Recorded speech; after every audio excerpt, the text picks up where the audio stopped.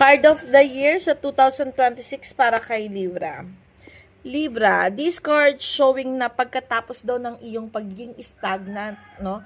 Kung meron kang sitwasyon ngayon, 2025, na hindi matapos, na dun kasi isang sitwasyon na hindi mo alam kung saan patutunguhan, o mga bagay daw na hindi magawa ng aksyon, this card showing daw na may realization, may pagkilos, may paggalaw, or pagkawala mo dun sa pagkakaroon ng stagnancy mo ngayon 2025, no?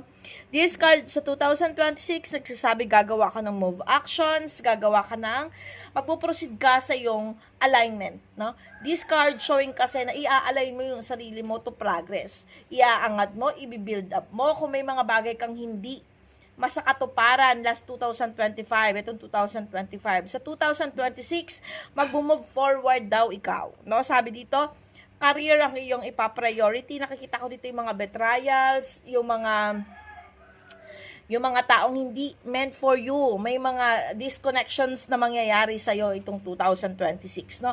This card showing kasi na pag-proceed ng mga bagay towards to your goal. So, expect mo yung mga taong nakakapagpahina ng iyong growth, bibitawan mo yan. May gagawin kang aksyon sa 2025 at nakikita ko dito na may mga realization na magigising ka sa katotohanan itong 2026. At this time, ipapriority mo na yung iyong sarili. Libra.